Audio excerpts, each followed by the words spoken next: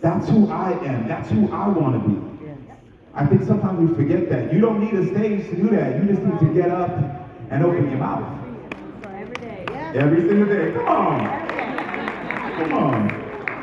So, Darnell, I want to ask you, what does history teach us about what happens when freedom is granted to a select few and not universal? Wow. First, just a sort of general note, when I think about freedom, or any time in history where Black people have fought for freedom, there has always been a pendulum swing.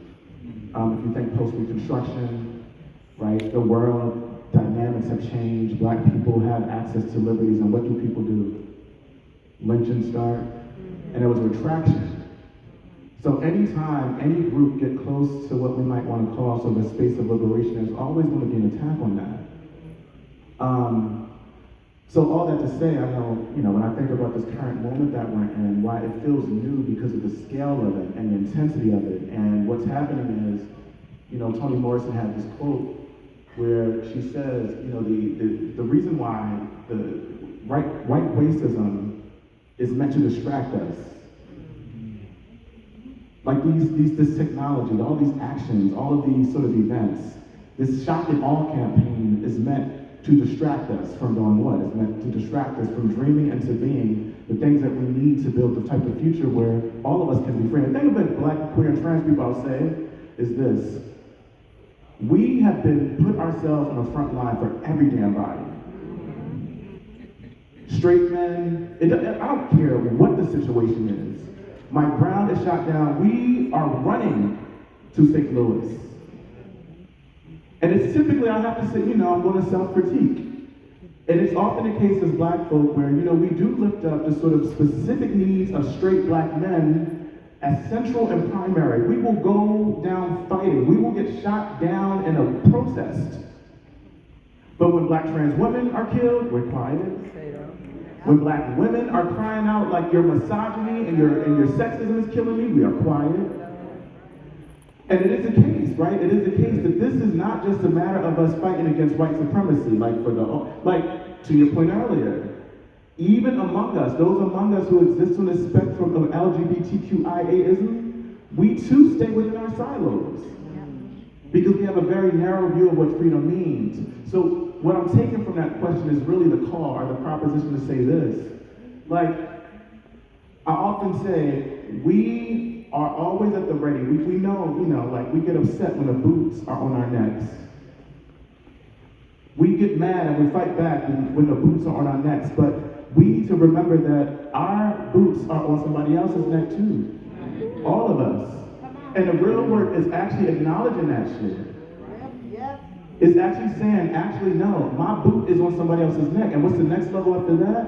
Once I realize that my boot is on somebody else's neck, I gotta remove it.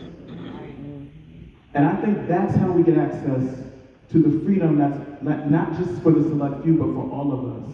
Knowing that I too, at any moment, can be implicated in somebody else's oppression, gay and all, pride flag and all.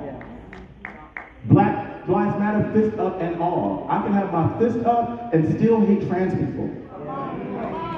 I can tell the march with me at the Pride March and still not give a shit about women being abused and sexually assaulted.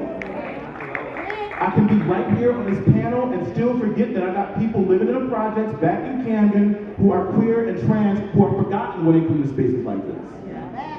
So it is a matter of us just being reflective about how we are also situated in somebody else's oppression, even as we're fighting for our own freedoms.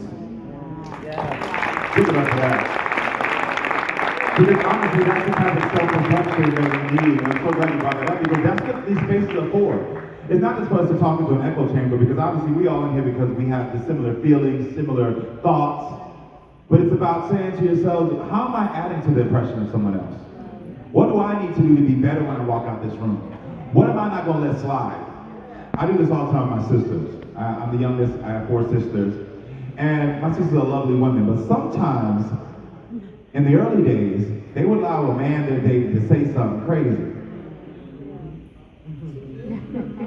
All right. Not to me directly, because I would whoop somebody's ass, you know? But a different kind. But they would allow it to be said about people who are like me. My friends who they said they loved, who came over to their houses for dinner and things, they would allow their man to say a comment. Yeah. And so I always used to ask them, why would you allow that? If you want to stand up for me, why are you not standing up for them? And I think to your point, Darnell, is that's why it's so important in these rooms for when you walk out of here, when you hear something, this just ain't about bombs in the New York subway. When you hear something, say something. Yes. You can't be quiet. You gotta stand up for all. You can't be quiet. Come on, keep preaching. Listen, I love it. We can't